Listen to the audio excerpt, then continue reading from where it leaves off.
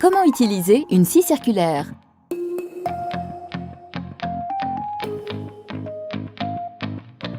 Réalisez facilement des coupes rectilignes, droites ou de biais sur tout type de bois. Le réglage de la profondeur de coupe et la semelle inclinable assurent des finitions nettes et précises.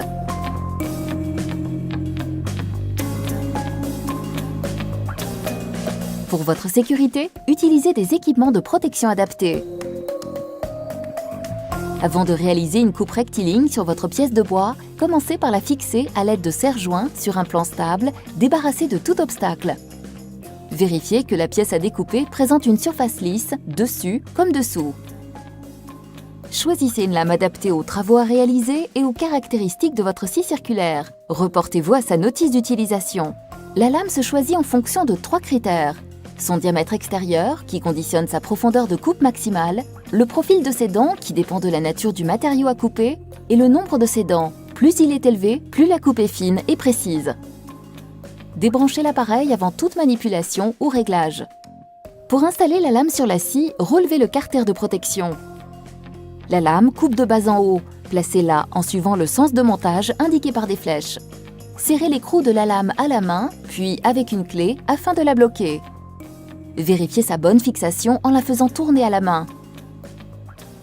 Ajustez la profondeur de coupe en fonction de l'épaisseur du matériau à découper. Pour ce faire, placez la lame contre le bord du matériau. La lame doit dépasser le matériau d'environ une hauteur de dent afin d'assurer une coupe de qualité. Installez le guide de coupe et réglez-le en fonction de la découpe à effectuer. Allumez l'appareil et laissez tourner la lame quelques instants pour vérifier qu'elle est bien fixée. Puis, éteignez-le. Placez le guide coupe contre le bord de votre matériau et tenez fermement l'appareil à 2 mains. Par mesure de sécurité, décalez-vous de manière à ne pas vous placer dans l'alignement de la lame. Mettez en route l'appareil. Placez la semelle contre la pièce à découper sans que la lame ne la touche. Attendez la rotation maximale de la lame pour la pousser contre le bois. Tenez compte de l'épaisseur de la lame. Coupez le matériau un peu avant votre repère et non sur la ligne que vous avez tracée. Avancez de manière franche et régulière, sans à-coups, en maintenant la semelle au contact du matériau. Ne forcez jamais l'avancée de l'appareil. En fin de coupe, prolongez votre mouvement jusqu'à ce que le carter de protection se referme de lui-même. Prenez garde à la chute de la découpe. Une découpe loin du bord ou non parallèle au bord, en guise de guide de coupe, utilisez une règle de maçon maintenue avec 2 serre-joints. Pour une coupe en milieu de panneau, levez le carter de protection, placez l'extrémité de la semelle sur le matériau et entamez la découpe.